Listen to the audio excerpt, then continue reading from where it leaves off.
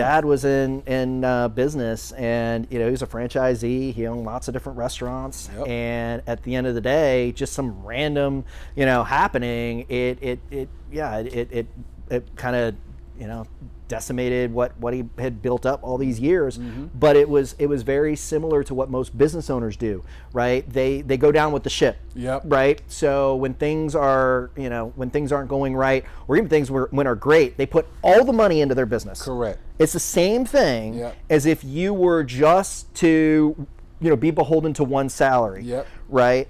It's the same thing. And they put everything into it. So maybe when you have a salary, you aren't leveraged to the hilt with your home and everything else. But business owners probably have it even worse. Yeah. Because now they're getting second mortgages on their home and HELOC, all that stuff to support the business.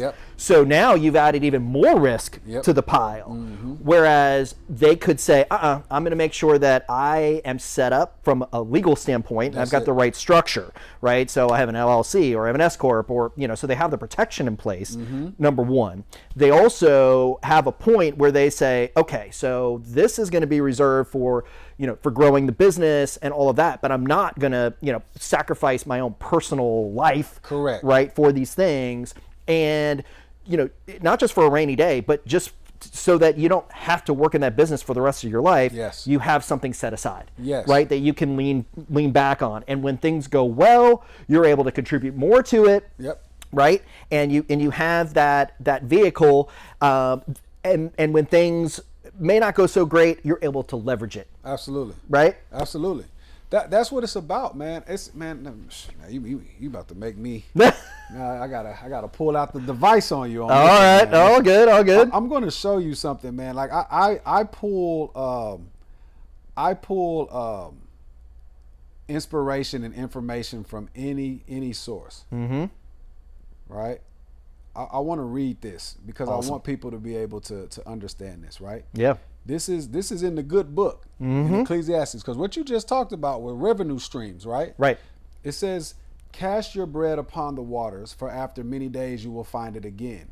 Give portions to 7, yes to 8, for you do not know what disaster may come upon the land, right? It just told you the same thing. You don't know what's going to happen. So trying to live off of that one stream is going to be disastrous. So you should cast your bread, meaning your opportunity, your money, whatever bread means to you, whatever that life source, because that's what bread is dealing with, the life source, right? Sustainability. Whatever that thing is, multiplied 7, yes, 8 even, right? So we talk about the 7, 8 streams of income. This is the originator. Thousands of years ago. The good book told you, listen, this is what you need to do because you don't know what's going to happen. It's the Joseph story.